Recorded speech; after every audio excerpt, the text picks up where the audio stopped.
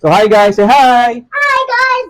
So today, hindi ako magbabasketball guys, naka-jersey lang. Pero shoutout kay Lebron kasi nasa Philadelphia na siya. 6'7 daw eh. Kasi 76ers yun. So tara, ang gagawin natin right now guys, magluluto serye ulit tayo. So nakaka 2 episodes na ako ng 2 serye guys. So, ito ang ingay niya eh. Makulit. Si Kulit to, si Kulit. Si Bulinggit to Kulit. Oh, let's go. Say hi to the vlog. Hi vlog! Oh, careful, careful. Let's go. Go, go, go, go. So, may cameraman ako. Tanong mo. Camera, ano ba yung woman? Let's go. Luto tayo dun. So guys, luto serye ulit tayo. So, dyan lang kayo. Ako na bahala dito. So, ito yung mga ingredients natin guys. Toyo, Sprite ba yan, or 7-Up, oyster sauce ulit suka, may patatas ulit tayo, egg, naka-ready na yung ating garlic at onion, ito yung meat, si Denise Laurel ulit, tapos black pepper at saka salt. Start tayo guys. Need natin itong i-cut muna to. Kasi pangit naman kung ito yung buong lalagay natin. Diba? So, cut natin siya ng pang-adobo. Nagluluto naman talaga ako ng adobo guys. So, kung napanood nyo yung last na luto serie natin, success siya. Masarap. Nakachamba tayo. So, ngayon, chachamba ulit tayo ngayon. Parang may naamoy ako hindi maganda. Ngayon, kwentuhan lang tayo dito guys. So, lagay tayong patatas. Actually, kaya tayo naglalagay ng patatas kasi mayroon tayong bata eh. So, para may nakakain din siya kahit paano masustansya. So, mahilig siya sa egg. Yung anak ko mahilig sa egg. So, hindi pwedeng mawalan ng egg dito sa amin. Dapat susunod, hihina ako sa airpot ko ng ng inahing manok. So, bawal dito sa subdivision namin yung yung nag-aalaga ng mga manok.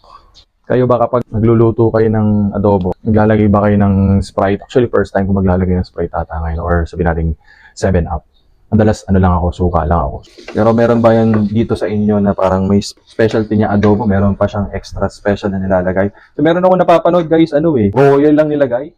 Tama ba yung nakita ko nun? Royal. Pero okay naman eh. Nakita ko sa TikTok yun, may Royal nilalagay. Tapos habang nagluluto ako, kwento ko lang din yung mga nangyari lately. So kanina, kumuha ko ng videos ko. Nire-ready ko rin yung mga topics na i-discuss ko. Si Lebron, nasa Sixers na. LeBron James, LeBron James, LeBron James, LeBron James, LeBron James. Actually, yun talaga yung pinaka-best destination ni Lebron. If plan niya talaga for another run ng championship. Yun nga lang, imagine mo, parang nakaka-apat na siya na teams. Ang nakikita ko dyan na pinaka-okay is either Minnesota, kasama niya si Edwards, and si Lamelo, nandun naman si Gobert. Pero pinaka-the best talaga is Sixers. Lalo na kung healthy si Embiid, guys. Kasi Embiid is still Embiid, guys. Tapos nandun pa si Jaylen Brown. Hindi ko lang alam kung paano nila i-handle yung ball rotation nun. Siyempre, Maxi, gusto niya, nasa kanya rin yung bola. JB, ganun din. Si LeBron can facilitate. Kasi si Maxi, parang style, Kyrie eh. Tapos, di natin alam, who knows. Baka meron pa sila mga i-pick up na mga another free agents. Nabasa ako, si KCP, magpapa-wave ata yun sa, I think, Memphis siya right now. So, plan niya mag-join kay LeBron. Depende na lang kung habol nila is for championship. Pero, grabe pa rin kasi ang lakas ng West right now. Imagine mo. Healthy OKC. Tapos, emerging na ngayon. Talagang lakas na ngayon. Spurs. Basta, healthy rin si Wemby kasi start siya sa NBA. Early years pa lang niya sa NBA. Like yung first 2 years niya, hindi siya healthy talaga eh. So, ngayon, medyo tumitigas na. Parang third year niya last season. So, talagang mga bagito lang talaga sila. It so happen na wala eh. Veterano na yung mga kalaban. Natatagal na sa industry sa NBA. Eventually, magkakaroon niya ng championship si Wemby. Lalo na kung yung core ng Spurs right now is hindi niya ma-break.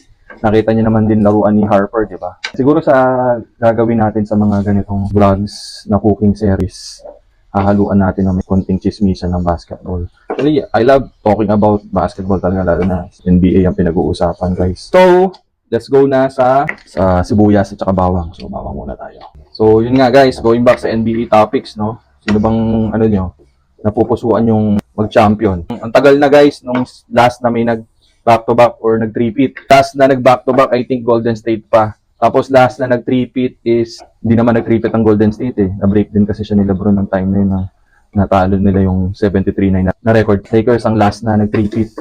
Itatopic ako, or baka by this time, bago ko ito ma-post, na-topic ko na siya. Yung prefer ninyong big man, kung irarank niyo na big man, si Dwight, si Cousins, si Boogie Cousins, si Embiid, saka AD. So, kung irarank nyo ba yon, anong pipiliin ninyo? Kasi dun sa video ko, ang nirank ko dun, first is Dwight, Kasi si Dwight, nadala niya sa finals yung Orlando eh. Hido Turkoglu, Jamir Nelson, di ba? Nadala niya yun eh. Ang lakas kasi talaga ni Dwight sa totoo lang nung time na yun. Sobrang dominante siya. Tsaka at the same time guys, imagine nyo naman na nakasabayan ni Dwight. I think nasa pick pa ni Duncan yun. Pick Duncan, Garnett, di ba? Shaq, nandun pa si Shaq, nagkasabay yung dalawang yun. 4 talaga si Dirk eh. Si Dirk, sino ba ba? I think Amares, Odomayer.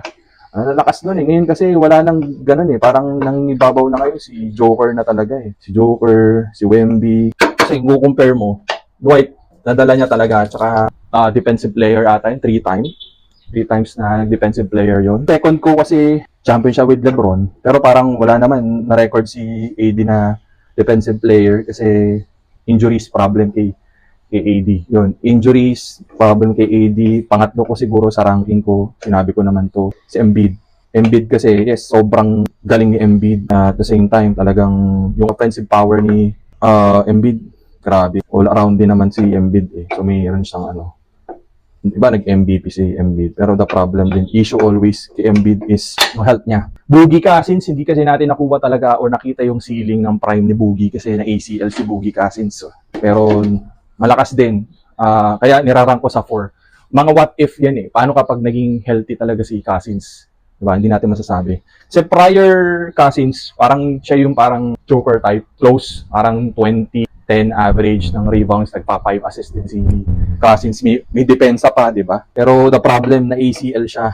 Yung what if. Pero isipin nyo na lang din, what if sobrang healthy lagi ni AD? Tingin nyo ba kayang mag back-to-back ng Lakers no? Nung 2020 sila nag-champion, tapos 2021. Kasi kalakasan din ni LeBron pa yun eh.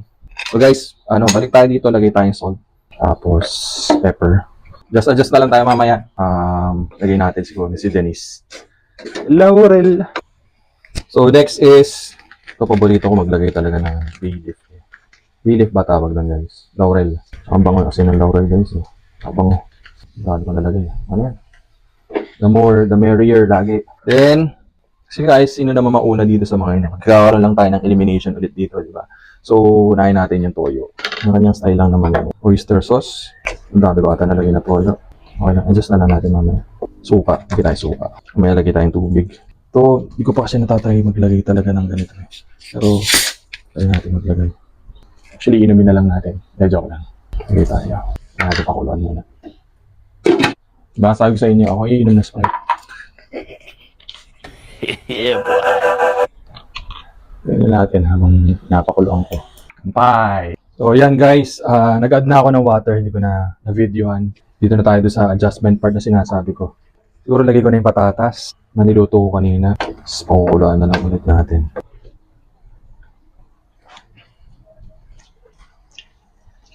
Wala saan? Aray ko po. Aray ko! Kasi yung karne, sure na ako, malambot na yan eh. So nga lang yung sabaw. Makapaya ako kay Teo tsaka sa asawa ko eh. Yung last time, nagustuhan ulit ni Teo yun ah. Pero mukha na siyang adobo guys. Hindi nga lang pa-sure kung lasang adobo.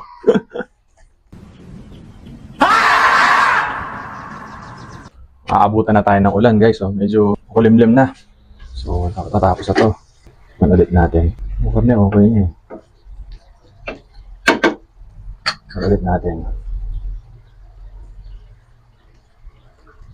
Sabaw lang naman magkakatalo. Siyempre, masarap yung may maraming sabaw. Para sabaw palang ulam na.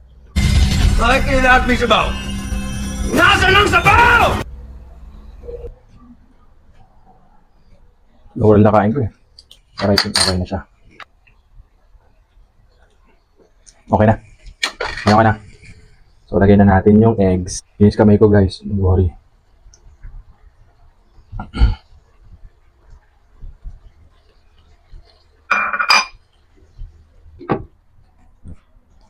Pakita ko sa inyo. Ito siya guys. Oh. Mukha naman adobo, di ba?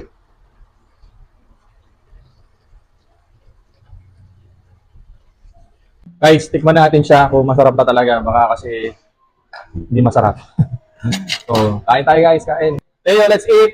You want to eat, Teo? Tikman natin guys kung sarap pa talaga. Kakain ko na lang kayo. Go, let's eat. Ako na umubos sa Sprite eh. Sabi ni Ninong Rai, a perfect bite. Cheers.